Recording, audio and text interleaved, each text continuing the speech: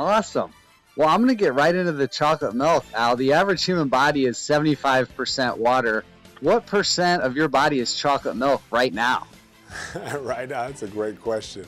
Um, uh, you know, chocolate milk is actually, it's great for my recovery, and that's what I drink. That's what I drink it. It just has, just everything that I need to help me recover with the carbs and the protein. It even has electrolytes.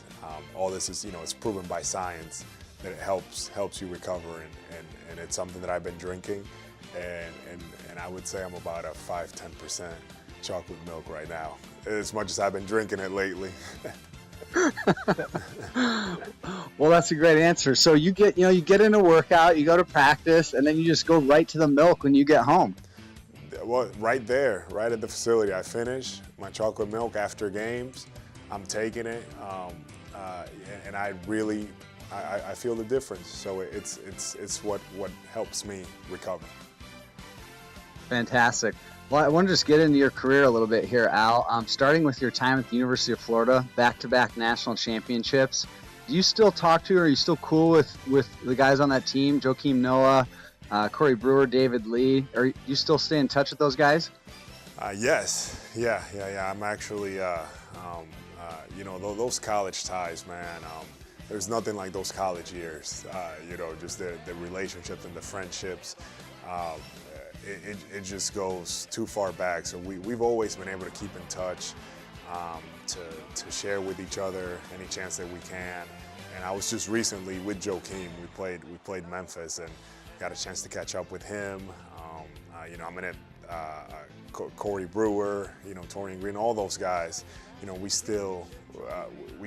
not as tight as we used to be in college. We were together like every second, but we still have a good relationship. Do you guys have like a group chat going where you share memes, just like regular guys? We actually do. We actually do. So that's pretty funny that you say that.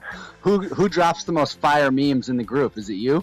No, it's probably Torian Green, actually. Torian's the one that he's the funny one. So. The instigator. Yeah. John, go ahead, get in there. Yeah, so Al, I just wanted to touch a little bit on the super team era of basketball. You're literally living in it right now, seeing how all these big-time players are trying to play alongside of each other. Unbelievable. What's it like being in the throes of everything? Man, it's unbelievable, man.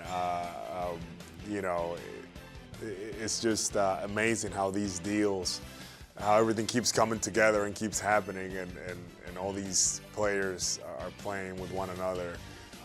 But it also shows the amount of talent that's in the NBA. I think that there's a lot of guys. The league just continues to get better and better. It's very impressive. It's as competitive as I've seen it since I've been in the NBA, and this is, I'm going on my 12th year. Lately, you guys, the Celtics, you found a really nice rhythm, winning 10 of the last 11 games. Early in the year, it was obviously a little more up and down. Do you guys just have too much talent on the roster? Are there just too many good players to get everybody time and develop rhythm? I just think that for our group, I just think it takes time to develop chemistry and understanding how we're trying to play and what we're trying to accomplish. And at the beginning of the year, it was difficult. And even, we still have our ups and downs now. And for us, it's just making sure that everybody identifies what they need to do for the group. And our goal is to be playing our best basketball come playoff time. At one point in your career, Al, do you just get immune to people watching you play basketball? I mean, there's more vulnerability with basketball than there is in any other professional sport. The fans are on top of you. You're not wearing shoulder pads. When did you get immune to that? Yeah, that's a really good question. I probably want to say, I actually, since I played in college in a lot of like big stages, Final Fours, SEC tournaments, things like that with a large number of people. I feel like in my college years, I actually kind of got immune to having people around me and all those things. So, at this point, I just go out there and I just play. I don't even, you don't even worry about the crowd or the surroundings and things like that. Go ahead, John. Yeah, so Al, you talked about immunity there, but I think immunity doesn't come when you're at the free throw line. So a lot of guys struggle there. What's going through your mind when you're stepping to the stripe trying to knock two down? I mean, well, you always try to focus on that. You're right about that there. It's just, you're on the road, have a lot of noise, a lot of distraction, things like that. I mean, your whole thing is you're kind of in control of that moment, right? That's the cool thing about the free throw line. Like, nobody's gonna run in and block your shot or do certain things. So, it's kind of like your time. So my focus is always just on my routine at the free throw line, what I do, the dribbles, looking at the rim, and just shooting, the free throw.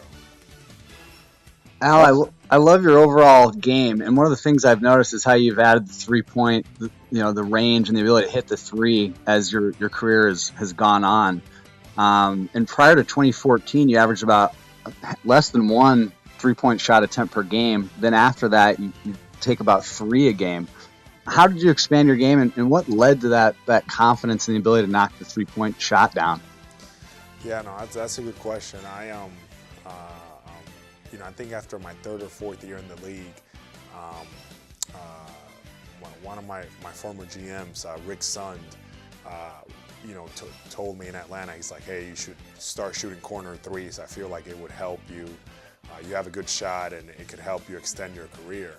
And he said it, and I was kind of like, yeah, sure, but like I wasn't really too committed, too serious about it. And then when Mike Budenholzer and Danny Ferry came into Atlanta, they told me straight up they wanted me to shoot threes. So I started working on it, and probably the best thing for me was that Coach Bud really just encouraged me to shoot him.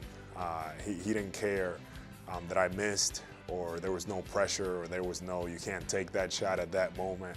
So one of the things that he just allowed me to do was just give me freedom to shoot it. And I think that helped me tremendously growing and feeling confident about shooting the three. A real life regular guy question for you, Al.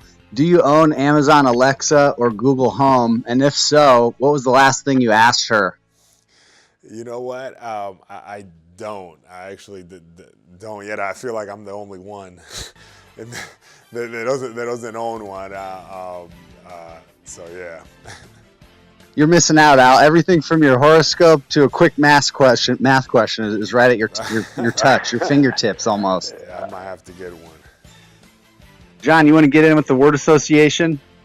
Yeah, well, Paul, you want to take the reins and start us off? Absolutely. All right, Al, we're going to throw a couple words at you, just basic word association. I want to know the first thing that pops into your head. You ready? Yep. Zaza. Feisty. Kyrie. Clutch shooter. Patriots. Champs.